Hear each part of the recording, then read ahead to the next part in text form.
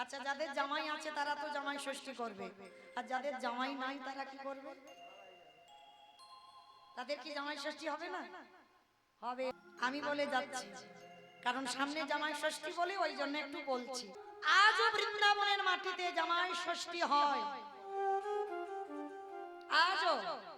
কারণ সেখানে বাবা কয়েকটা তিথি খুব মূল্যবান, যেমন দোল পূর্ণিমা, রাস পূর্ণিমা, ঝুলন পূর্ণিমা, এই কয়েকটা তিথি কয়েকটা ব্রত খুব মূল্যবান। কারণ যারা গেছেন বৃন্দাবন তারা জানবেন, যারা জানেন তারা জানেন না। ঠিক এই রকম একটা মূল্যবান দিন যেটা হচ্ছে জামাই ষষ্ঠীর দিন। আজও আছে আমার নিয়মটা, এটা কোনো গল্প কথা নয়। বৃন্দাবনে যারা 84 কোষ বৃন্দাবন পরিক্রমা করবেন, ওই 84 কোষ বৃন্দাবন পরিক্রমা করাকালীন একটা জায়গা আছে, যে ছোট্ট একটা নদী পড়ে, যে নদীটার নাম কারতীয় নদী। আর কারতীয় নদীর পাশে একটা ছোট্ট গ্রাম, যে গ্রামের নাম হলো নবগ্রাম। যেমন আপনাদের এই গ্রামটা কালীপুর, সেই গ্রামটা ছিল নবগ্রাম। আর নবগ্রামে বাঞ্ছারাম নামে এক ভক্ত ছিল। আর এই বাঞ্ছারাম কোন বাজার থেকে মূর্তি কিনে এনে প্রতিষ্ঠা করেনি। এই বাঞ্ছারাম কারতীয় নদীর জল থেকে তুলেছিল আমার এই ভগবান কৃষ্ণকে। আর ওই কৃষ্ণের নাম ছিল সেখানে বিনোদ। আর বিনোদ কারতীয় নদীর জল থেকে তুলে ওই বাঞ্ছারাম নবগ্রামে একটা মন্দির প্রতিষ্ঠা করে ওই বাঞ্ছারাম প্রতিষ্ঠা করেছিল বিনোদকে। আর ওই নবগ্রামে একটা রাজা ছিল যার নাম বনমালী রায় বাহাদুর। আর এই বনমালী রায় বাহাদুরে একটা কন্যা সন্তান ছিল যার নাম রাধা। একদিন দর্শন করে আমার বিনোদকে রাধা ভালোবেসেছিল। সেই রাধার 12 বছর বয়সে মৃত্যু হয়। আর মৃত্যুর পর ওই নবগ্রামে একটা নিম গাছ ছিল, সেই নিম গাছ কেটে নিম গাছ দিয়ে রাধার মূর্তি তৈরি করে 12 বছরের মেয়ে রক্ত মাংসে গড়া যখন মৃত্যু হয়ে গেল, মানে বনমালী রায় বাহাদুরের মেয়ে, আর সেই মেয়েটার প্রাণটা নিয়ে ওই নিম কাঠের মধ্যে প্রতিষ্ঠা করেছিল। আজও যারা যাবেন ওই নবগ্রামে দেখবেন এই ভগবান বাঁশি হাতে নয়, যে সাজ আপনারা দেখতে পান ওই সাজ নয়। ঠিক যেমন একটা বর সেজে আসে, সেইভাবে আমার কৃষ্ণ বিনোদ সেজে আছে। আর বিনোদ হচ্ছে পাথরের মূর্তি, আর রাধারানীটা হচ্ছে নিম কাঠ দিয়ে তৈরি। আজও আছে এই হিন্দু জাতি আমরা যারা কোনদিন যাব বৃন্দাবনে নবগ্রাম, সেইখানে গিয়ে যদি কেউ পারে তো জামাই ষষ্ঠীর দিন খুব ভালো, আর যদি নাও যান অন্য কোনো সময়ে যদি যায়, সেইখানে গিয়ে ভগবানকে ভগবান রূপে সেবা করলে হবে না, সেইখানে গিয়ে ভগবানকে জামাই রূপে সেবা করতে হবে। মানে রাধারানীকে মেয়ে ভাবতে হবে, আর আমার ভগবানকে জামাই ভাবতে হবে। এটা কোনো গল্প কথা নয় মা, সত্য ঘটনা। আজও বৃন্দাবনের মাটিতে আছে। যারা যাবেন সেইখানে জামাই বিনোদ রূপে আমার ভগবান প্রতিষ্ঠিত হয়ে আছে। নিতাই গৌর প্রেমানন্দে হরি বল। তাহলে কি বললাম? যাদের জামাই আছে তারা জামাই ষষ্ঠী করবে, আর যাদের জামাই নাই তারা আমার গোবিন্দকে জামাই রূপে, যেমন জামাইকে ফলের ডালা সাজিয়ে দেবে, কত কিছু রান্না করে দেবে, ঠিক ওই ষষ্ঠীর দিন তুমি ভগবানকে জামাই রূপে সেবাও দিতে পারো। নিতাই গৌর প্রেমানন্দে হরি বল, হরি বল। তাহলে আজকে ফিরে আসেন মা লীলায়। মা গান্ধারী অভিশাপ দিল, আর অভিশাপটা নিয়ে আমার কৃষ্ণ চলে যাচ্ছে দ্বারকায়। আর যেই না দ্বারকায় চলে যাচ্ছে এমতো সময় হেন কালে তৃতীয় পাণ্ড দেখিতে পাইল। হেন কালে তৃতীয় পাণ্ড দেখিতে পাইল। হেন কালে তৃতীয় পাণ্ড দেখিতে পাইল। হেন কালে তৃতীয় পাণ্ড দেখিতে পাইল। প্রাণের শাখা বলে ডাকিতে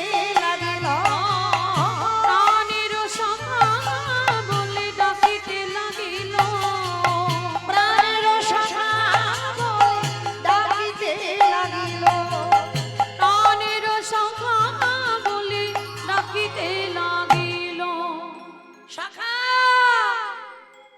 সখা, এ কি তোমার চোখে জল, তুমি কাঁদছো? ভগবান মাথাটা নিচু করে বলছে, অর্জুন আমি দ্বারকায় চলে যাব। ভালো কথা, তা কাঁদছো কেন? বলে জানো, এক্ষুনি তোমার বড় মামাই অভিশাপ দিল যে তার যেমন কুরু বংশ ধ্বংস হয়েছে, আমারও নাকি 56 কোটি যদু বংশ ধ্বংস হবে। অর্জুন খিলখিল করে হেসে উঠেছে, কৃষ্ণ তোমার আর আমার কি মিল দেখো। বলে কেন? বলে দেখো, তোমাকে আমার বড় মা অভিশাপ দিয়েছে, আর এক্ষুনি আমাকে একজন অভিশাপ দিল। বলে কে? বলে কেন? ভীষ্ম জননী গঙ্গা। ভীষ্ম জননী গঙ্গা অভিশাপ দিয়েছে। কি অভিশাপ? বলে আমাকে অভিশাপ দিল না আমার ছেলের হাতে আমার মৃত্যু হবে। বাবা প্রদীপ পাবনী গঙ্গা অভিশাপ দিয়েছিল অর্জুনকে, যে অর্জুন যেমন আমার ছেলে ভীষ্মকে সরসজ্জায় দিলি, আমি তোকে অভিশাপ দিলাম তোরই নিজ পুত্রের হাতে তোর মস্তক ছেদন হবে। অর্জুন খিলখিল করে হেসে উঠেছে, সখা কেমন হাসির অভিশাপ আমায় দিল বলো? আমার ছেলে কি বেঁচে আছে যে আমার ছেলের হাতে মরবো? ভগবান মুচকি মুচকি হাসছে। এ তো জানে না এর একটা ছেলে এখনো বেঁচে আছে। কি গো মায়েরা, শুধু যে 5টা ছেলেকে, 5টা ছেলের প্রাণ নিয়েছিল অশ্বত্থামা না, শুধু 5টা ছেলে নয়, অর্জুনের আরো একটা ছেলে আছে, যে ছেলের পরিচয় বাবা জানে না আর ছেলে বাবাকে চেনে না। কারণ মা কিরকম ব্যাপার দেখো, ছেলে বাবাকে চেনে না, বাবা ছেলেকে চেনে না, এটা কিরকম একটা ব্যাপার? এটা হয় কোনোদিন? বাবা ছেলে জন্ম দিয়েছে, বাবা চেনে না, আর ছেলে বাবাকে চেনে না। কিন্তু বাবা কেউ না চিনুক, একজন তো ঠিক চিনবে, আমার ভগবান। তা যেই না গঙ্গা অভিশাপটা দিয়েছে, ভগবান মৃদু মৃদু হাসছে আর বলছে, তুমি তো জানো না, কারণ তোমার একটা ছেলে এখনো বেঁচে আছে, কিন্তু সে যে কোথায় আছে, সে কে তুমি সেটা জানো না। তবে আমি ভগবান প্রতিজ্ঞা করলাম, অর্জুন তোমার বড় অহংকার। বাবা অহংকার তো একটু হওয়ার কথা, কি মা অহংকার হবে না? যার রথে সারথি আমার ভগবান কৃষ্ণ, তার তো একটু অহংকার হওয়ার কথা।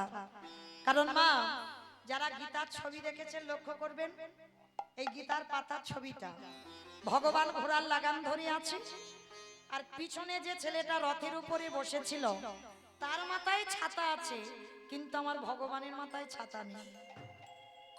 এই বলে যাচ্ছি, বাড়িতে গিয়ে গীতার পাতাটা দেখবে, ভগবানের মাথায় ছাতা নেই, ভক্তের মাথায় ছাতা আছে। কেন রেখেছে? কারণ যে ভক্তটা রথের উপরে পিছনে বসেছিল ও তো যেমন তেমন ভক্ত নয় বাবা, যার জন্য ওর মাথায় ছাতা রেখেছে। ও ভক্তটা কে জানো? শুনে নাও মা, বিষ্ণু থেকে ব্রহ্মা, ব্রহ্মার পুত্র অগ্রিব, অগ্রিবের পুত্র সোম, সোমের পুত্র বুধ, বুধের পুত্র পুরুরবা, পুরুরবার পুত্র আয়ুষ, আয়ুষের পুত্র নহুষ, নহুষের পুত্র যজাতি, যজাতির পুত্র যদু, যদুর পুত্র কুরু, কুরুর পুত্র জন্মেঞ্জয়, জন্মেঞ্জয়ের পুত্র গতিস্থান, গতিস্থানের পুত্র মনুষ্য, মনুষ্যের পুত্র চারুপল, চারুপলের পুত্র রুদ্রাসন, রুদ্রাসনের পুত্র হৃদেশব, হৃদেশের পুত্র রক্তিনাথ, রক্তিনাথের পুত্র ব্যাভীর, ব্যাভীর পুত্র দুষ্মন্ত, দুষ্মন্তর পুত্র ভরত, ভরতের পুত্র ইক্ষ, ইক্ষুর পুত্র সংবরণ, সংবরণের পুত্র সুধনন, সুধনর পুত্র সহদ্র, সহদ্রর পুত্র জবন, জবনের পুত্র কৃতি, কৃতির পুত্র উপরিজবসু, উপরিজবসুর পুত্র জরাসন্ধ, জরাসন্ধের পুত্র সহদেব, সহদেবের পুত্র সমাচি, সমাচির পুত্র কুসুম, কুসুর পুত্র জম্ভ, জম্ভর পুত্র সুরত, সুরতের পুত্র বিহরত, বিহরতের পুত্র আজুকানো, আজুকানোর পুত্র অগ্রধর, অগ্রধরের পুত্র দেবঋষি, দেবঋষির পুত্র ঋক, ঋকের পুত্র পুত্র বিদিক, বিদিকের পুত্র পতিত, পতিতের পুত্র শান্তনু, শান্তনুর পুত্র বিচিত্র বীর্য, বিচিত্র বীর্যের পুত্র পাণ্ডব, পাণ্ডব পুত্র পিছনে যে রথে বসেছিল যার নাম তৃতীয় পাণ্ডব অর্জুন।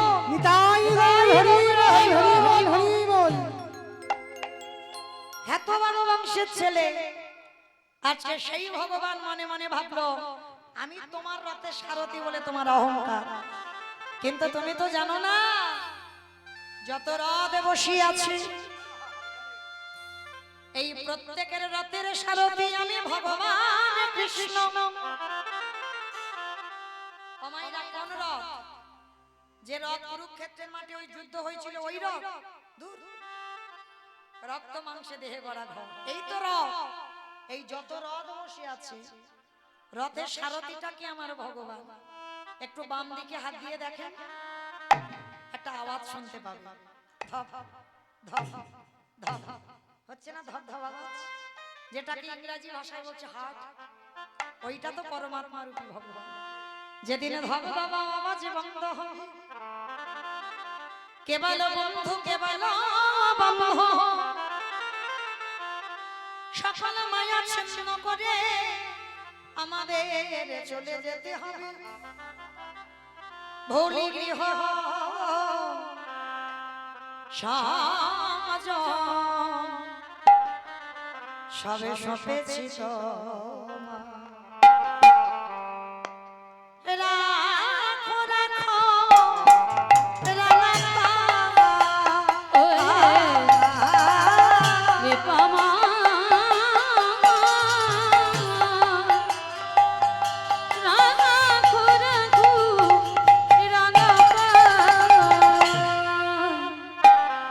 ভুলি গৃহ সাজা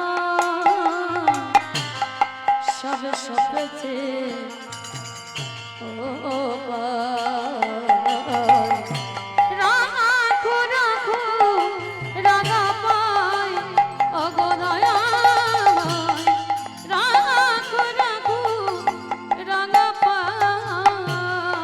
সংসারে মরুভূমি নাহি তোর ছায়া, নাম নীলাভ শ্যামা আনমে ভয়া। সংসারে মরুভূমি নাহি তরু ছায়া, না বলিল দশা আননের আনন্দ নিপবনে নন্দ দুলালে আনন্দ নিপবনে নন্দ দুলালে ঘুচাও দিন হরি অশ্রু যমুনা। রাখো রাখো রাঙা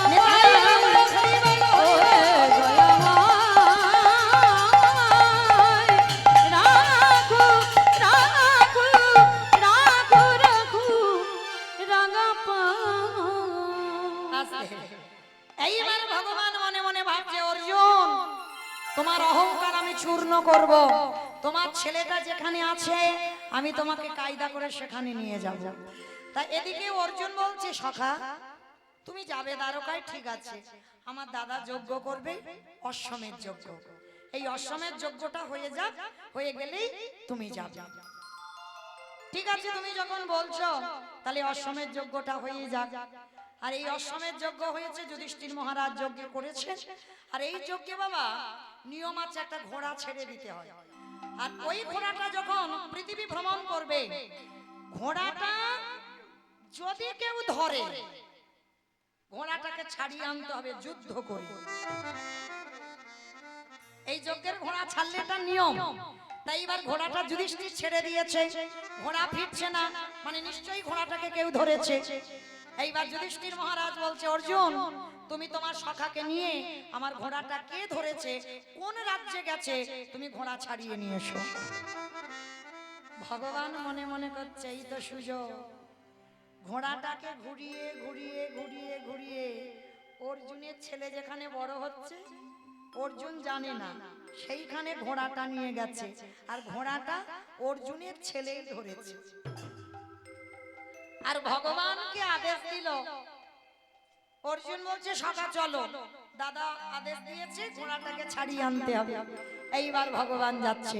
শ্রী হরি শ্রী হরি বলি শুভ যাত্রা কইল। উলুধ্বনি মা। শ্রী হরি বলি শুভযাত্রা কইল।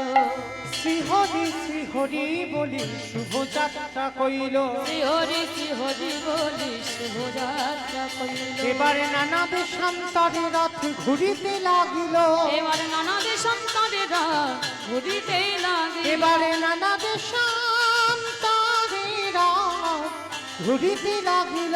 নানা নানা দেশে ভ্রমণ করে জয়পত্র লইয়ে গো। নানা দেশে ভ্রমণ করে জয়পত্র লয়ে গো। এবারে নানা দেশে ভ্রমণ করে জয়পত্র লইয়ে। নানা দেশে ভ্রমণ করে জয়পত্র লয়ে। আবার ঘুরিতে ঘুরিতে অশ্ব আইল মণিপুরে। ঘুরিতে ঘুরিতে অশ্ব আইলা মণিপুরে। বলি ঘুরিতে ঘুরিতে অশ্ব আইল মণিপুরে। ঘুরিতে ঘুরিতে অশ্ব আইলা মণিপুরে। বলি মণিপুরে দাঁড়ালো, মণিপুরে দাঁড়ালো। মণিপুরে দাঁড়ালো। মণিপুরে দাঁড়ালো। ঘুরিতে ঘুরিতে অশ্ব, মণিপুরে দাঁড়ালো। ঘুরিতে ঘুরিতে অশ্ব। মণিপুরে দাঁড়ালো। ঘোড়াটা এলো কোথায়? মণিপুর রাজ্যে। আর মণিপুর রাজ্যের রাজা ঘোড়াটাকে ধরেছে, যার বয়স এখন দাঁড়িয়েছে 20 বছর। 20 বছর ছেলে, 20 বছরের ছেলে বাবা মণিপুর রাজ্যের রাজা হয়েছে, সেই ধরেছে ঘোড়াটাকে। আর যেই না ঘোড়াটাকে ধরেছে, আর কৃষ্ণ আর অর্জুন দুইজনে যাচ্ছে ঘোড়াটাকে ছাড়াতে। আমাইরা এইবার কাহিনীটা শোনো। ছেলে বাবাকে চেনে না, বাবা ছেলেকে চেনে না, অথচ ছেলের বয়স হয়ে গেল 20 বছর। এটা কি করে হলো? চলো এবার একটু জেনে নিই। যেদিন লক্ষ্য ভেদ করে বাবা দ্রৌপদীকে বিয়ে করেছিল তৃতীয় পাণ্ডব অর্জুন, লক্ষ্য ভেদ করে বিয়ে করলো। বিয়ে করে যখন ঘরে বউ নিয়ে এলো, মা কুন্তি অসুস্থ, মা পিছন ঘুরে আছে। অর্জুন এসে বলছে, আমার মা তোমার জন্য কি এনেছি দেখো। মা বলল বাবা, পিছন ঘুরে মা বলল বাবা যাই আনিস না কেন, তোরা 5 ভাইয়ে ভাগ করে নে। অর্জুন তো বউ নিয়ে এসেছে, হরি বল। হাতটা ধরে আছে দ্রৌপদী। ও মা, তুমি আমার দিকে তাকিয়ে বলবে তো, দেখো না তোমার জন্য আমি কি এনেছি। দ্বিতীয়বার আবার কুন্তি বলছে, বাবা বললাম তো যাই আনিস না কেন 5 ভাইয়ে ভাগ করে নে। কি জ্বালায় পড়েছি বলো দিনি। ও মা, তুমি তো না দেখে। আচ্ছা বাবা, এখানে কি অর্জুনের ভুল হয়নি? অর্জুন যদি একবার বলতো, মা তোমার জন্য আমি দেখো বৌমা এনেছি, একটা কথাই হয়ে যেত। শুধু বলছো মা তুমি দেখো না তোমার জন্য কি এনেছি। আর মা কুন্তি রেগে গিয়ে 3 বারের বেলায় রেগে গিয়ে বলছে, অর্জুন আজ পর্যন্ত যা যা কিছু হয়েছে সবটাইতে তোরা 5 ভাই একসঙ্গে খাস, একসঙ্গে বসিস, একসঙ্গে যাস। আজকে যাই আনিস না কেন তোরা 5 ভাই ভাগ করে নে। যেই না বলেছে বাবা দ্রৌপদীর হাতটা ছেড়ে দিয়েছে। আর যেই না হাতটা ছেড়ে দিয়েছে, যুধিষ্ঠির দাদার কাছে গিয়ে বলছে, দাদা মা তো বললো দ্রৌপদী 5 জনে, তাহলে আজকে থেকে 5 জনের। অসম্ভব ভাই, কি পাগলের মতো কথা বলছিস, মা তো না দেখে বলেছে। তা অর্জুন বলছে, দাদা দেখে বলুক আর না দেখে বলুক, মা যে বলেছে, মায়ের কথা তো ফেলতে পারবো না। এইবার কুন্তি যখন দেখলো কথাটা বলে ফেলেছে, তো বাবা আর কিছু করার নেই, কথা ফিরিয়ে নিতে পারবে না। তবু বাবা কুন্তি মা বলেছিল যে আমি যখন এত বড় কথা বলে ফেলেছি মা হয়ে, যে দ্রৌপদী 5 ভাইয়ের হবে, তার জন্য আমি আমার পরক্ষণে বলি, তুমি অর্জুনের স্ত্রী অর্জুনেরই থেকো, আমার 4টে ছেলে সন্ন্যাস ধর্ম নেবে। কিন্তু দ্রৌপদী রাজি হয়নি। কেন? মা তুমি মা হয়ে বলেছো, আর মা হয়ে যখন এত বড় কথা বললে, তাহলে তো সিদ্ধান্তটা আমারও মেনে নিতে হয়। কৃষ্ণ দয়াময় এসে হাজির। যুধিষ্ঠির বলছে, কৃষ্ণ তুমি তোমার সখাকে বোঝাও, এটা সম্ভব? ও লক্ষ্য ভেদ করে দ্রৌপদীকে বিয়ে করেছে, দ্রৌপদীর উপরে আমাদের অধিকার নেই। মা তো না দেখে বলেছে, দেখে তো বলেনি। ভগবান মুচকি মুচকি হাসছে আর বলছে, দেখো মা যদি বলে, মার কথার উপরে আমার কথা তো খাটবে না। কি গো মায়েরা, মা কি জিনিস দেখো, মার কথার উপরে ভগবানের কথা চলে না। মা যদি একবার মন থেকে বলে দেয়, তো তোমাদের সেটা পালন করতে হবে। আর এমতো সময় বাবা একজন ছিল সর্বঘাটে কাঁঠালি কলা। কে গো? হরে মোরারে মধু কইটবে ভারে, গোপাল গোবিন্দ মমকুন্দ সরে। হরে মুরারি মধু কৈট ভারি, গোপাল গোবিন্দ মুকুন্দ সৌরে। রাম নারায়ণ মুকুন্দ মধুসূদন, কেশব কংসরে হরে বৈকুণ্ঠ ধাম। হরে মুরারি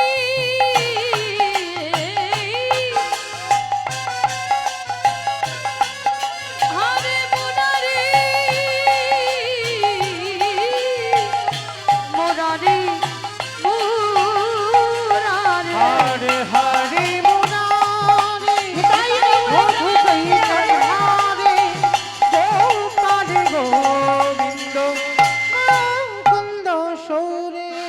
নারায়ণ নারায়ণ না। দাঁড়াও দাঁড়াও দাঁড়াও। দ্রৌপদী একা, পাঁচ ভাই, কিন্তু ঠাকুর তুমি তো বললে দ্রৌপদীকে 5 জন বিয়ে করবে। তা এইটা তো সিদ্ধান্ত দিলে না, কতদিন করে কে কার কাছে থাকবে। ও বেটা সবসময় তো মাথায় এই বুদ্ধিগুলো ঘুরে বেড়ায়। ভগবান বলছে, নারদ তাহলে এই সিদ্ধান্তটা তুমি নাও। ভগবান বলছে, নারদ বলছে, শোনো তাহলে আমার নাম নারদ, আমার কথা হয় না রোদ, আমি যেটা বলবো সেটাই করতে হবে। বলে কি? বলে শোনো, দ্রৌপদী যদি কোনো ভাইয়ের ঘরে যায়, অন্য কোনো ভাই সেই ভাইয়ের ঘরে যদি প্রবেশ করে, তাকে একাকী 12 বৎসর বনবাসে যেতে হবে। কি বললো মা? দ্রৌপদী যদি কোনো ভাইয়ের ঘরে থাকে, অন্য কোনো ভাই যদি প্রবেশ করে সেই ঘরে, না জেনে হোক আর অজেনে হোক, যদি প্রবেশ করে, তাকে একাকী 12 বৎসর বনবাসে যেতে হবে।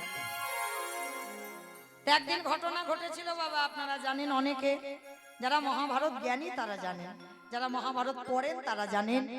যুধিষ্ঠির ঘরে দ্রৌপদী থাকাকালীন প্রবেশ করেছিল তৃতীয় পাণ্ডব অর্জুন। কেন? এই অর্জুন যুধিষ্ঠির ঘরের ভিতর থেকে বাবা অস্ত্র ঘর, যেখানে অর্জুনের গান্ডীব্য ধনুকটা ছিল, তা ধনুকটা নিতে গেছে, আর ঘরের মধ্যে গিয়ে দর্শন করেছিল দ্রৌপদী যুধিষ্ঠির ঘরে আছে। আর তাতে মাথা নত করে পেতে নিল যে দাদার ঘরে দ্রৌপদী থাকাকালীন আমি অর্জুন প্রবেশ করলাম বলে আমাকে 12 বৎসর বনবাসে যেতে হবে। অর্জুন 12 বছর বনবাসে গেল একা। যত যত যেখানে যেখানে গেছে সব 5 ভাই গিয়েছিল, কিন্তু এই অপরাধের জন্য অর্জুন 12 বৎসর। পারবে মা জগতে এইরকম দেখাতে একটা সন্তান? যুধিষ্ঠির বলেছিল, ভাই তুই না জেনে করেছিস, তোকে বনবাসে যেতে হবে না। বলে না দাদা, নারদ মুনি কথা দিয়েছিল, নারদের কাছে আমরা প্রতিজ্ঞাবদ্ধ যে যদি কোনো ভাইয়ের ঘরে দ্রৌপদী থাকে, কেউ প্রবেশ করলে তাকে বনবাস হতে হবে, সে তুমি হও আর আমি হই। মাথা পেতে নিলাম। অর্জুন বনবাসে গেল একা। 10 বছর নদীর জল, মনের ফল আর গাছতলায় কাটিয়েছে। 10 বছর। এমনি এমনি বাবা তৃতীয় পাণ্ডব অর্জুন হয়নি। 10 বছর এত পরিশ্রম করেছে, এত কষ্ট। তা 10 বছর কাটাবার পর বাকি আছে 2 বছর, 12 বছর তো বনবাস। তার দুটো বছর যখন বাকি আছে, এই 10 বছরের পরে ওই মণিপুর রাজ্যে প্রবেশ করে একটা গাছের তলায় হেলাম দিয়ে বসে আছে, পা দুটো রাস্তাতে ছড়িয়ে দিয়েছে। এই যেমন আমাদের রাস্তা, এই রাস্তায় বাবা মাঝখানে কেউ যদি বসে আর পা দুটো যদি ছড়িয়ে দিয়ে ঘুমায়, কোনো গাড়ি ঘোড়া যেতে পারবে? পারবে না, তো তাকে উঠতে হবে। তারপর তা অর্জুন ঘুমাচ্ছে, আর ওই মণিপুরের এক রাজা একেবারে ঘোড়াতে করে চড়ে এসেছে। ঘোড়াতে করে চড়ে এসে বলছে, এই যে তোমার সাহস তো কম নয়, তুমি আমার রাজ্যে এসে তুমি রাস্তা অবরোধ করে বসে থাকো, আগে ওঠো শিগগিরই, আর যদি না ওঠো আমার দারোয়ান দেখে গলা ধাক্কা দিয়ে রাজ্য থেকে বের করে দেব। অর্জুন মনে মনে ভাবছে, হায় রে, হাতি যখন গদে পড়ে, পরেরটা জানো তো, বলবো না, থাক। এইবার যেই না বাবা অর্জুন মনে মনে করছে, এ কি জানে যে আমি তৃতীয় পাণ্ডব? এ তো জানে না, জানলে আমাকে কত সম্মান করত, কিন্তু পরিচয় আমি দেব না। তা অর্জুন রেগে গিয়ে বলছে, আচ্ছা যদি না উঠি তো কি করবে? তা ঘোড়ার পিঠে উঠে বসে আছে রাজা। শোনো, যদি না ওঠো তোমার গলা ধাক্কা দিয়ে বের করে দেব। বলে করে দেখাও। অর্জুন বলছে করে দেখাও। বলে বেশ, দেখাচ্ছি, মজা, দাঁড়াও। ঘোড়া থেকে নেমেছে রাজা, আর নেমে কি করেছে, অর্জুনের হাতটা ধরেছে। আর অর্জুন বসে আছে তো পাটা ছড়িয়ে দিয়ে, আর হাতটা ধরে যেই না বাবা এইরকম করে টেনে তুলতে গেছে, মাথা থেকে ইহা বড় মুকুটটা মাটিতে পড়ে গেছে। আর যেই না পড়ে গেছে, মাথা থেকে লম্বা লম্বা চুল খেলিয়ে গেছে। ও রাজা নয়, রাজার মেয়ে ছিল, যার নাম চিত্রাঙ্গদা। যেই না কেশ খেলিয়ে গেছে, অর্জুনের হাত ধরে আছে, অর্জুন অপলক নয়নে চেয়ে আছে, আর চোখ ফেরাতে পারছে না। কে তুমি মনোমোহিনী, কে তুমি মনোমোহিনী, কে তুমি মনোমোহিনী, আরে দাঁড়িয়ে আমার চোখের আগে রাগানে পুষ্প ডাগে, কে গো চম্পা মাধবী, কে তুমি মনোমোহিনী, কে তুমি মনোমোহিনী, আজ তোমায় দেখে হলো মনে,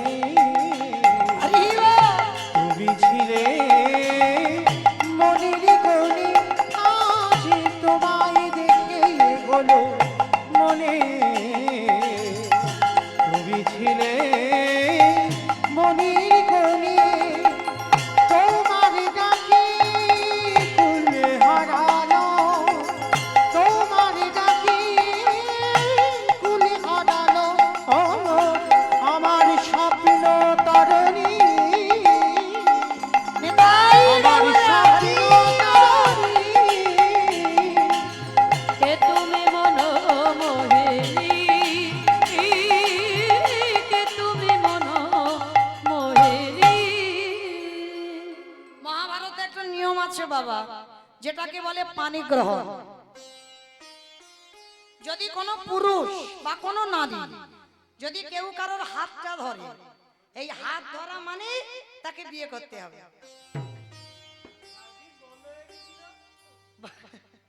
ভাগ্যিস এখন আর নেই, হলে যে কি সর্বনাশটা হতো। মহাভারত এটা নিয়ম। এর আগে যদি তুমি 10-5টা বিয়ে করে রাখো অসুবিধা নাই, কিন্তু হাত ধরা মানে পানি গ্রহণ হয়ে গেল। এইবার চিত্রাঙ্গদা তো হাত ধরেছে, টেনে তুলবে বলে সে তুলতে পারছে না। অর্জুন তো রূপবান পুরুষ, আর চিত্রাঙ্গদা ও মণিপুর রাজ্যে রাজকন্যা। তাই এবার অপলক নয়নে চেয়ে আছে, চেয়ে থাকতে থাকতে বলে উঠলেন, এখন তোমার নামটা কি? আমার নাম আমার নাম হচ্ছে হস্তিনাপুরের রাজা, আমি তৃতীয় পাণ্ডব অর্জুন। বাহ! যেই নাম বলেছে অর্জুন বলছে তোমার নাম কি? আমার নাম মণিপুরের রাজা রাজকন্যা, আমার নাম চিত্রাঙ্গদা। বাহ! অর্জুন মনে মনে ভাবছে ভালোই হলো, 10 বছর নদীর জল, গাছের ফল আর গাছতলায় কাটিয়েছি, হাত যখন ধরেছি পানি গ্রহণ, 2 বছর আমি একটু আরামে কাটাবো, আর 2 বছর হয়ে গেলে আমি এই মেয়েটাকে এখানে রেখে পালিয়ে যাব। বাবা, এখনকার সমাজে যেমন বদলোকের অভাব নাই, তখনও ছিল। হরি বল। মনের এই ভাব যে 2 বছর আমি আরামে কাটাবো। চিত্রাঙ্গদা কিন্তু সতী সাধ্বী রমণী, মনে মনে ভাবলো বড় তো হলাম, বাবা তো বিয়ে দেবে, তাহলে এই ছেলের হাতটা ধরেছি মানে আমার পানি গ্রহণ হলো, তাহলে তৃতীয় পাণ্ডব অর্জুন হস্তিনাপুরে যুধিষ্ঠির ভাই, তাহলে ভালোই হলো, বিয়ে যদি করতে হয় এরে বিয়ে করব। বাবার কাছে গিয়ে সংবাদটা দিল, যখনই দিল ধুমধাম করে, সেও তো রাজার মেয়ে, এ শুধু রাজার ছেলে বলে নয়, মণিপুর রাজ্যের রাজার মেয়ে, ধুমধাম করে বিয়ের আয়োজন করলো। বরেলো বরেলো বলে পড়ে গেল সাদা গো, উলুধ্বনি মা। ও বনেলো বনেলো বলে পড়ে গেল সারা, বাঁধেলো বনেলো বলে পড়ে গেল সারা গো। বনেলো বনেলো বলে পড়ে গেল সারা, এবারে পাড়া প্রতিবেশী গান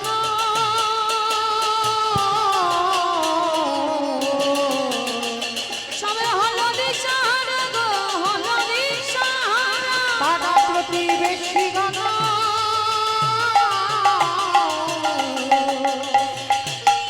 সবে হলো দিশাহারা গো, হলো দিশাহারা। ঢাকে বাজে ঢোলক বাজে, ঢাকে বাজে ঢোলক বাজে, মাদলের দোল। ও ঢাকে বাজে ঢোলকে বাজে মাদলের বল, ঢাকে বাজে ঢোলকে বাজে মাদলের দোল গো। ঢাকে বাজে ঢোলকে বাজে মাদলের বল, উলুধ্বনি শঙ্খধ্বনি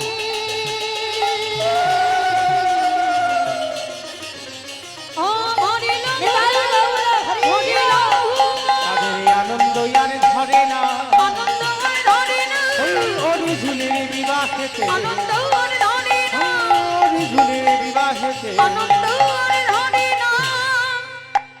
শুভ দিন, শুভক্ষণ, শুভ লগ্নে বিয়ের আয়োজন হয়ে বিয়ে পূর্ণ হয়ে গেল। সুন্দর রাজকন্যার সঙ্গে সংসার, আর অর্জুনের মনে মনে শুধু একটাই ভাবনা, 2 বছর হয়ে গেলে এই মেয়েটাকে রেখে আমার চলে যেতে হবে। ও মায়েরা, বাড়িতে যদি কোনো পশু পাখিও পোষে, তার প্রতি তো মায়া জন্মায়, আর যে মেয়েটার সঙ্গে 2 বছর সংসার হবে, তার প্রতি কি এতটুকু মায়া স্নেহ ভালোবাসা পড়ে না? 11 বছর হয়ে গেল সংসার, 1 বছর হয়ে গেল, এদিকে 10 বছর বনবাস, 11 বছর, 1 বছর আর বাকি। আর এই 1 বছরটা যে কি করে কাটবে, অর্জুন এবার খাওয়া দাওয়া ধীরে ধীরে বন্ধ করে দিচ্ছে, কারণ ভালোবেসেছে তো চিত্রাঙ্গদাকে, হয়তো ভালোবেসে বিয়ে করেনি, কিন্তু বিয়ের পরে তো ভালোবেসেছে। দেখতে দেখতে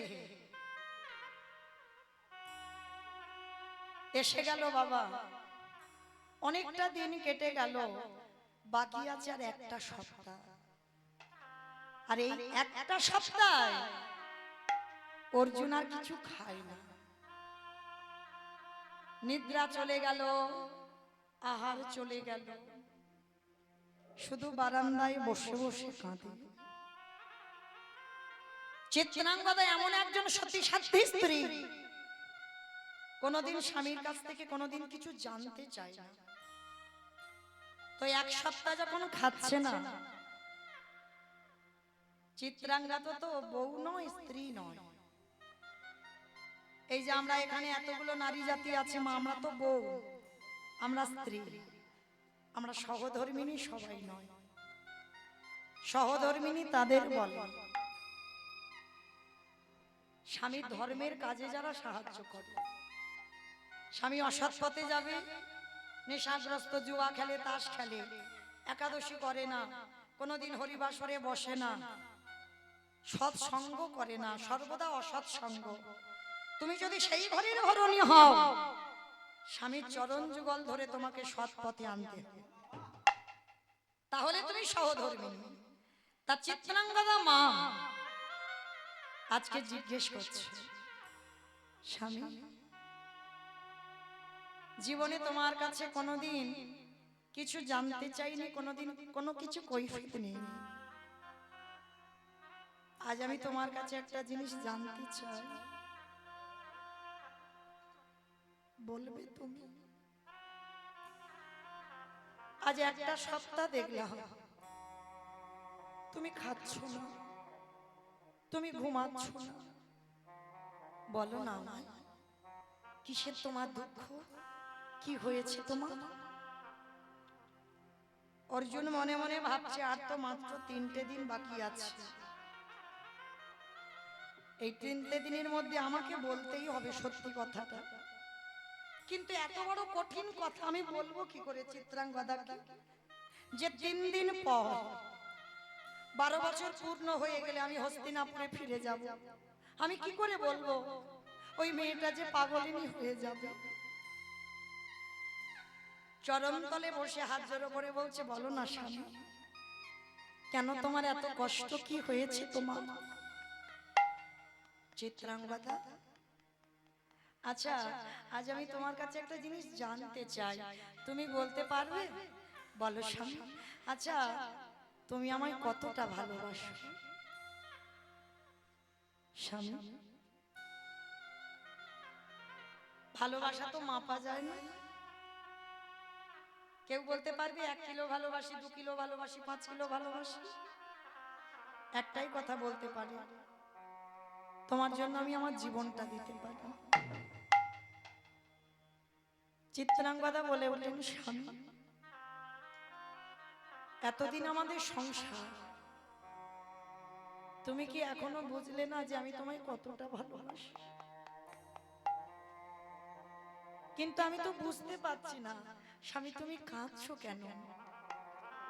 শোনো চিত্রাঙ্গদা, যে কথাটা আমি অনেক দিন ধরে মনে মনে ভাবছি তোমারে বলবো, কিন্তু বলতে পারছি না, আজ আমি তোমাকে বলবো, কিন্তু বলার আগে তুমি কথা দাও, তুমি আমার কথা রাখবে? স্বামী কি এমন কথা, তুমি কথা রাখবার কথা বলছো? ঠিক আছে, না ওরকম করে না, তুমি তোমার শীতের সিঁদুর ছুঁয়ে প্রতিজ্ঞা করো, আমি আজকে তোমার কাছে যেটা চাইবো তুমি আমাকে দেবে। স্বামী এ সম্পদ তো তোমার, তাহলে শীতের সিঁদুর স্পর্শ করবো কেন? বলে হ্যাঁ, তুমি যদি কথা রাখতে পারো ভালো, আর যদি না রাখতে পারো আমার মৃত্যু হয়ে যাবে। না না, বলো তুমি কি কথা বলতে চাও? ত্রিশত্যঙ্গীকারে আবদ্ধ হলো চিত্রাঙ্গদা মা। অর্জুন বলে উঠলেন, শোনো চিত্রাঙ্গদা, আমি এক অপরাধের জন্য 12 বৎসর বনবাস হয়েছিলাম, 10 বছর নদীর জল, গাছের তলায় গাছের ফল খেয়ে কাটিয়েছি, 2 বছর বাকি ছিল, তোমার সঙ্গে দেখা হলো, এই মণিপুরে এসে তোমাকে বিয়ে করলাম, আর কাল সকাল হলে সেই 2 বছর পূর্ণ হয়ে যাবে, আর 2 বছর পূর্ণ হলে আমাকে হস্তিনাপুরে ফিরতে হবে। চিত্রাঙ্গদা হেসে বলে উঠলেন, স্বামী এ তো ভালো কথা, কোন মেয়ে চায় যে তার বাপের বাড়িতে থাকবে?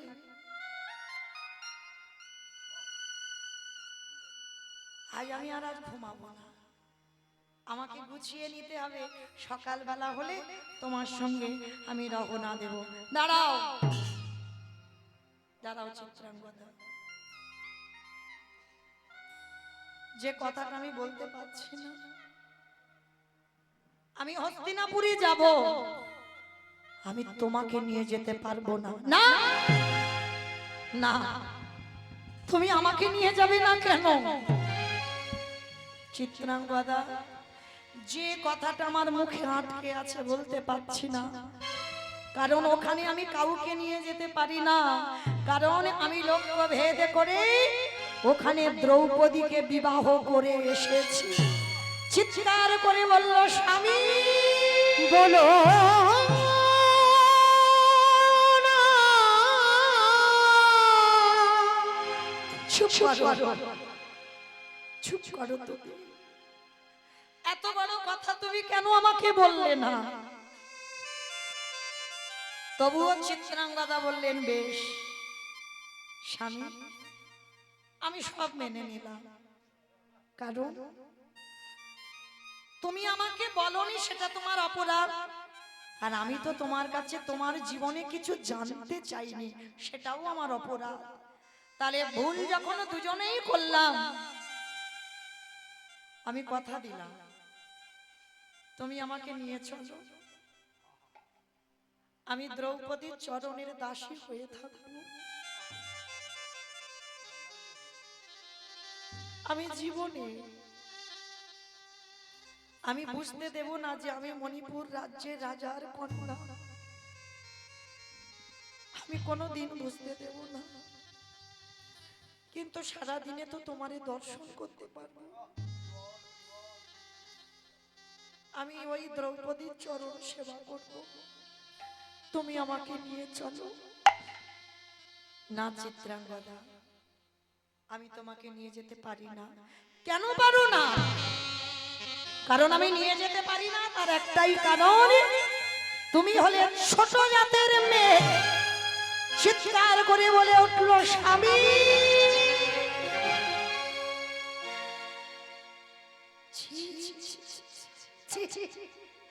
যেই 2 বছর পূর্ণ হয়ে গেল, আমি ছোট জাত হয়ে গেলাম।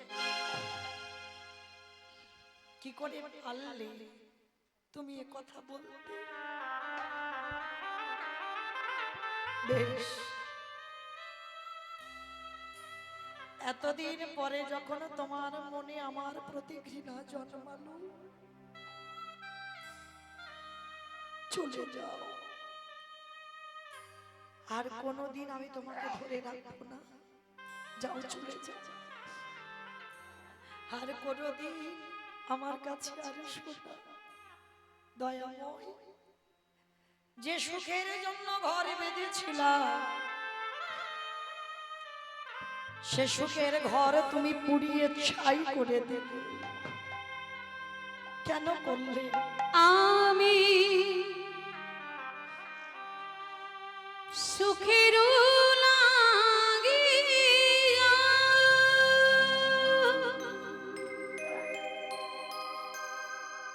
এই ঘর বাঁধিনু,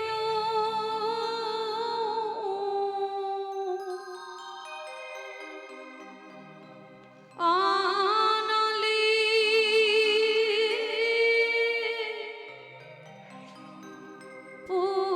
পুরিয়া গেল রে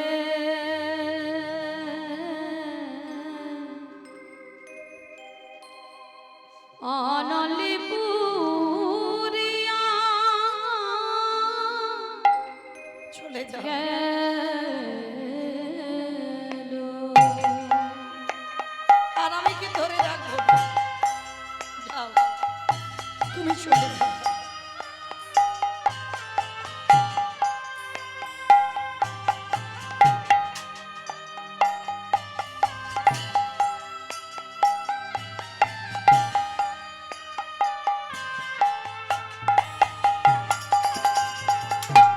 আমি উষাগুরি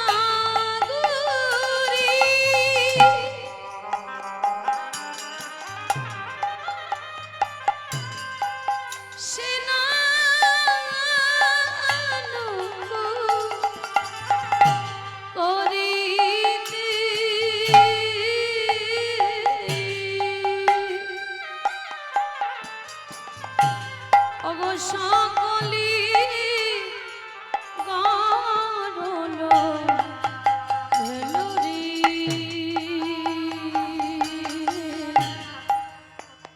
সকলি গারল ভেলু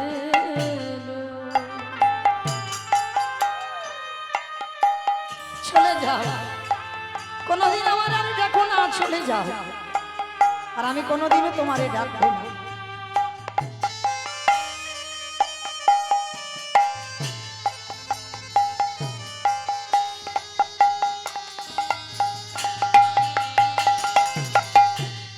আমি সাগর সেদিন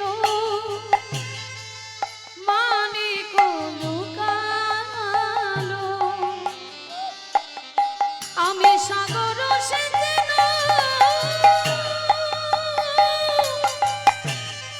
মানিক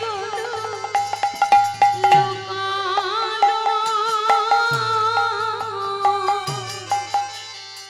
অভাগিনী করো দোষেরি অভাগিনীর করো দোষে আমি সুখের লাগিয়া নিতাই গৌর প্রেমানন্দে হরি।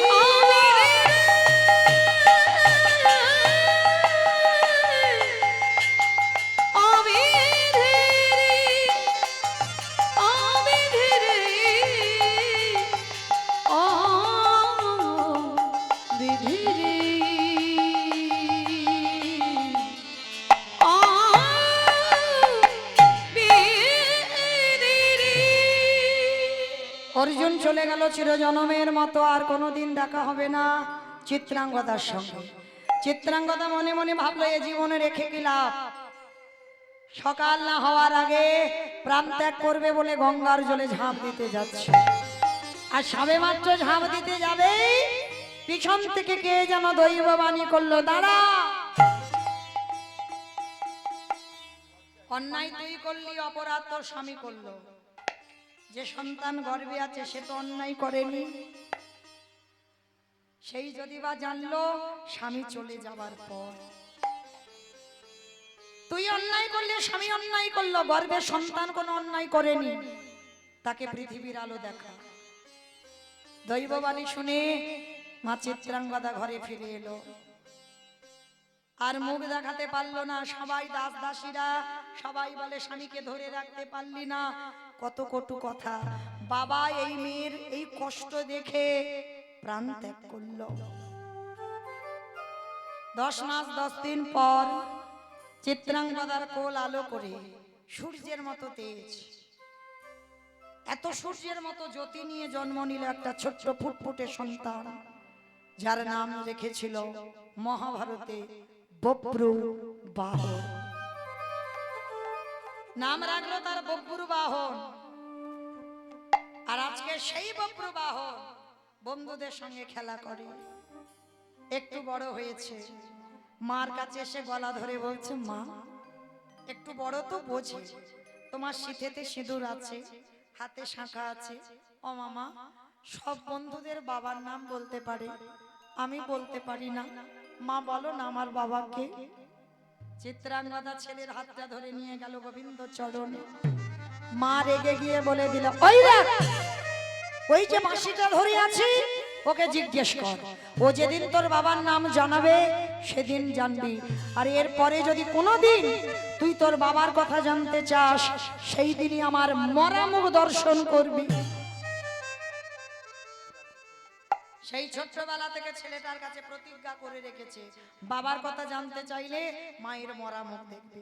ছেলেটা দিনে দিনে বড় হলো, আজ বয়স হয়েছে 20 বছর, কোনোদিন জানতে চাই না যে তার বাবা কি।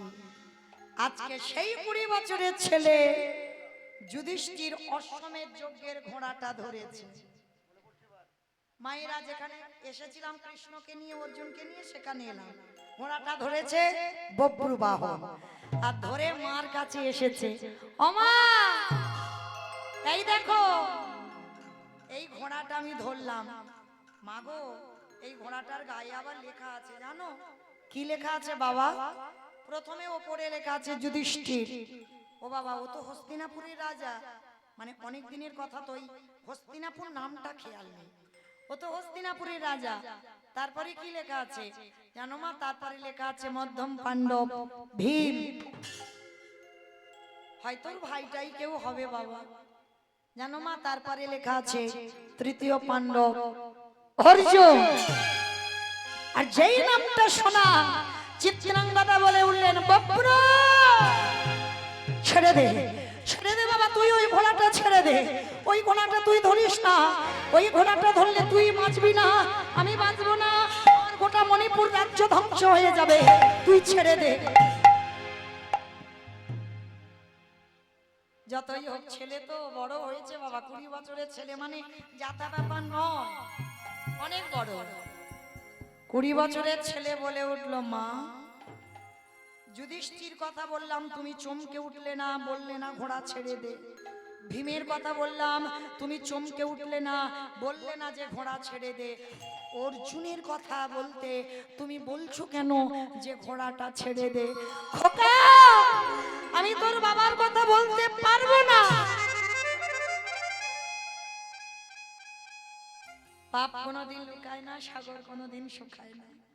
সত্য জীবনে চাপা দেওয়া যায় না বাবা, সত্য প্রকাশ পাবে কোনো না কোনো দিন, দুদিন আগে হোক পরে হোক, সত্যটা সত্য ভাবেই নিতে হয়। এইবার যেই না বব্রু বাহন বলে উঠলেন, মা সেই ছোটবেলা থেকে তুমি প্রতিজ্ঞা করিয়ে রেখেছো, যেদিন আমার বাবার কথা জানতে চাইবো সেদিন তুমি তোমার মরা মুখ দেখবো। সেই দিন থেকে তো আমি আমার বাবার কথা জানতে চাই না মা। তা আজকের অর্জুনের কথা বলতে তুমি আমার বাবাকে টেনে আনলে কেন? অর্জুনের সঙ্গে আমার বাবার কি সম্পর্ক তোমার বলতে হবে। মা, আজ আমি 20 বছরের ছেলে, 20 বছরের ছেলে, আমি সব বুঝি। তুমি শীতেতে সিঁদুর দাও, হাতে শাঁখা পড়ো, রাত্রিবেলা মালা গেথে গঙ্গায় ভাসাও, সব জানি। কিন্তু তুমি প্রতিজ্ঞা করে রেখেছো বলে জীবনে কই ফেদে নেই না। কিন্তু আজকে তোমারে বলতে হবে, অর্জুনের সঙ্গে আমার বাবার কি সম্পর্ক। না না, আমি তোকে বলতে পারবো না। তা পারবে কেন? তুমি জগতে সতী নারী হবে, আর এই সমাজে আমাকে করে তুলবে তারক সন্তান। সবাই আমার দিকে আঙুল তুলে বলে আমার বাবার পরিচয় নেই। বলো না মা, কেন এত বড় শাস্তি আমায় দাও? তুমি তো জানো আমার বাবাকে, তুমি নামটা বলো না মা। চিত্রাঙ্গদা বলে উঠলে, বেশ। দেখতে দেখতে যখন আমার এত বয়স হয়ে গেল, তুইও অনেক বড় হলি, এতটা জীবন যখন তোকে নিয়েই কাটালাম, আজ আমি বলবো বাবা তোর বাবাকে। মা, আজকে তুমি বলবে আমার বাবার নাম কি? বলো না মা। তার মানে আমি জাগরক সন্তান নই, আমার বাবা আছে, আমি পরিচয় দিতে পারবো। বলো আমার বাবাকে। শোন বাবা, তোর বাবা অন্য কেউ নয়, তোর বাবা হলো এই তৃতীয় পাণ্ডব অর্জুন। মা, অর্জুন আমার পিতা। মাগো, আমি মনে মনে ভেবেছিলাম বোধহয় কোনো ভীরু কাপুরুষের সন্তান আমি, তবে আমার বাবা যদি বীর হয়, আমি হলাম তারই সন্তান, মহাবীর বব্রবাহ। আমি কথা দিলাম মা, আমার বাবাকে তোমার কাছে এনে হাজির করাবো। পারবি? পারবি বাবা, তুই পারবো। এই যে ঘোড়াটা ছাড়াতে অর্জুন আসছে, আমি নিয়ে আসবো মা তোমার কাছে। খোকা শোন, যদি তোর বাবার সঙ্গে দেখা হয়, প্রথমে ওই রথের সামনে যে থাকবে, আগে তাকে প্রণাম করবি, কারণ ও না হলে তোকে তো পিতৃ পরিচয়হীন হয়ে থাকতে হতো। আর শোন, তোর বাবা যদি চিনতে না পারে, এই যে 20 বছর আগে বাবা যে মালা গলায় পরিয়েছিল অর্জুন চিত্রাঙ্গদার গলায়, সেই মালাটা শুকিয়ে গেছে, 20 বছর গুছিয়ে রেখেছে মালাটা, ছেলের হাতে আজকে দিয়েছে। নে বাবা, যদি তোর বাবা চিনতে না পারে আজকে তুই এই মালাটা তোর বাবাকে দেখাবি, দেখালেই চিনতে পারবে। ঠিক আছে মা, তাহলে আমি আসি, কেমন? এইদিকে অর্জুন এসে গেছে, রথের সারথি হয়ে আমার ভগবান এসে গেছে। এসে গিয়ে যেই না বব্র বাহন দেখেছে কৃষ্ণ দাঁড়িয়ে আছে, সঙ্গে সঙ্গে বাবা কৃষ্ণকে দেখার সঙ্গে সঙ্গে বব্র বাহন একেবারে ষষ্ঠাঙ্গে দণ্ডবত, ধন্যবাদ প্রণাম করলো, ভগবান মাথায় হাত দিয়ে আশীর্বাদ করলো। পিছনে অর্জুনের কাছে গিয়ে বব্র বাহন ডাক দিল, পিতা। এই, আমি তো পিতা হব কেন? আমার 5টা ছেলে ছিল যারা কুরুক্ষেত্রের মাঠে সব চলে গেছে, কেউ নেই। পিতা, তোমার মনে পড়ছে না আমার কথা? এইবার মালাটা বের করেছে, মনে পড়ে তোমার এই মালাটার কথা? মালা, এ মালা কোথা থেকে এলো বাবা? মনে পড়ে না 20 বছর আগে, 20 বছর আগে এই মণিপুর রাজ্যে তুমি রাস্তায় দাঁড়িয়েছিলে পা ছড়িয়ে, আমার মা চিত্রাঙ্গদা ওই ঘোড়াতে করে গিয়েছিল, তোমাকে পছন্দ করেছিল, তুমি আমার মাকে বিয়ে করেছিলে। ভগবান মায়ার দড়িটাকে একটু টান টান করে বেঁধে দিচ্ছে। কি বাবা, ওইটা বাঁধা আছে বলে তো আপনারা আমরা সংসার থেকে বেরোতে পারছি না। আর যেদিন ওই দড়িটা ভগবান খুলে দেবে, তুমি সংসার ত্যাগ করে কৃষ্ণ পাওয়ার জন্য ছুটে যাবে।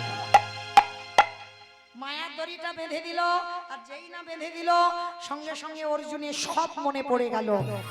সত্যি তো, আমি চিত্রাঙ্গদাকে এই মণিপুরে বিয়ে করেছিলাম, তবে কি 2 বছর আমি মণিপুরে ছিলাম, আমারই ভালোবাসার ফসল চিত্রাঙ্গদার গর্ভে ছিল। তার মানে আমি জেনে যেতে পারিনি, আমি তোকে ত্যাগ করে চলে গিয়েছিলাম। ছেলেটাকে যেই না অর্জুন বুকে জড়িয়ে ধরেছে, ভগবান মনে মনে ভাবছে এদের তো আমে দুধে মিশে গেল। আর আমার মেয়ে গঙ্গা যে অভিশাপ দিয়েছিল যে অর্জুনের ছেলের হাতে অর্জুনের মৃত্যু হবে, কি করে হবে? এদের মিল করালে তো হবে না, এদের বিচ্ছেদ করে রাখতে হবে। ভগবান এইবার ধীরে ধীরে মায়ার দড়িটাকে খুলে দিচ্ছে। আর যেই না মায়ার দড়িটা খুলে দিল, সঙ্গে সঙ্গে বব্র বাহনকে ঠেলে দিয়ে, না না, আমি এটা কি করছি? কৃষ্ণ সখা, এ বলছি এর নাকি আমি পিতা। তুমি বলো আমার কোনো সন্তান আর বেঁচে আছে? নেই তো। কোথাকার কোন চারক সন্তান এসে ওর মা মনে হচ্ছে কোন কলঙ্কিনী, বিচারিণী, অসতী। অর্জুন, তোমার এত বড় স্পর্ধা! তুমি যদি আমার পিতা না হতে এই মুহূর্তে আমি তোমাকে বধ করে দিতাম। সঙ্গে সঙ্গে তৃতীয় পাণ্ডব অর্জুন মাল্য সজোরে একটা লাঠি, বেরিয়ে যা, এক্ষুনি রথ থেকে বেরিয়ে যা। বব্র বাহন বলে উঠল, শোনো অর্জুন, এই ঘোড়া তো আমি ধরেছি, কাল সকালবেলা তোমার সঙ্গে আমার যুদ্ধ হবে। ওই যুদ্ধে যদি তুমি জয় লাভ করো, তারপরে তুমি ঘোড়া নিয়ে যেতে পারবে। আর আমি আদেশ দিলাম ওই যুদ্ধে আমি তোমার প্রাণ হরণ করব। বাবার লাঠিটা খেয়ে বব্র বাহন ছুটে গেল মার কাছে। আছাড় খেয়ে বলল মার চরণে। মা বলল, হ্যাঁ রে বাবা, তুই বললি তোর বাবাকে আনবি কই? যেই না চরণে পড়েছে, পিঠে দেখছে বাবা একটা লাঠির চিহ্ন, মানে পায়ের যে চিহ্নটা পড়ে গেছে। বব্র বাহন বলে উঠলেন, মা জানো, সবার বাবা হাত দিয়ে আশীর্বাদ করে, আমার বাবা 20 বছর পরে আমার পা দিয়ে আশীর্বাদ করেছে। তবে মা, উনি যদি আমার বাবা না হতো, আজ আমি ওনার মস্তক ছেদন করে দিতাম। খোকা, এটা তুই কি বলছিস? হ্যাঁ মা, যে ভাষায় কথা বলেছে তোমাকে নিয়ে, আমাকে যারক সন্তান বলেছে, তোমাকে দ্বিচারিণী, কলঙ্কিনী, অসতী, কুলোটা, কত কটু ভাষা বলেছে তোমার। ওই জন্য আমি বলে এসেছি কাল সকালবেলা আমার সঙ্গে অর্জুনের যুদ্ধ। মা, তুমি আমার আশীর্বাদ করবে না যে আমি যুদ্ধে জয়ী হব? না না বাবা, আমি যদি তোকে আশীর্বাদ করি আমার শীতের সিঁদুর হাতের শাঁখা ভাঙবে। বব্রবাহন বলে বলেন, বা মা বা, সন্তানকে সারা জীবন যারক সন্তান করলে বেশ, তুমি যদি তোমার শীতের সিঁদুর হাতের শাঁখা নিয়ে থাকো আমি আসলাম মা, তবে আমি মাতৃ নিন্দা শুনতে পারবো না। যে ভাষায় কথা বলেছে আমি ওনার সঙ্গে যুদ্ধ করব। চিত্রাঙ্গদা মনে মনে ভাবলো, যে ছেলেকে নিয়ে এতটা বছর কাটিয়ে দিলাম, যে স্বামীর সুখ ভালোবাসা পেলাম না, জীবনের শেষ কটা দিন নাই বা পেলাম, আমি আমার ছেলের স্বাদ ধরবো। মাথায় হাত দিয়ে চিত্রাঙ্গদা আশীর্বাদ দিল, তুই যুদ্ধে জয়ী হয়ে ফিরে আয়। সকালবেলা যুদ্ধের শঙ্খধ্বনি বেজে উঠল, আর যেই না যুদ্ধের শঙ্খধ্বনি বাজলো, বব্রবাহন আর অর্জুনের প্রবল যুদ্ধ শুরু হলো। একটা একটা করে বাণ বব্রবাহন মারছে, প্রতিটা বাণ নিরস্ত হয়ে যাচ্ছে। এইবার ভগবান মনে মনে চিন্তা করলো, অর্জুনের গান্ডীব্য ধনুক শক্তিটা ক্ষীণ করে দিতে হবে, কারণ কৃষ্ণ আছে বলে তো এত শক্তিমান। যেই না গান্ডীব্যর শক্তি চলে গেল, বব্রবাহন বাণ নিক্ষেপ করলো, ওই একটা বাণে সর্বমাত্র পাতাল অন্ধকার, আর যেই অন্ধকার হয়ে গেল বব্রবাহন বাণ ছাড়লো, ওই মানে অর্জুনের মস্তকটা ছেলন হয়ে গেল।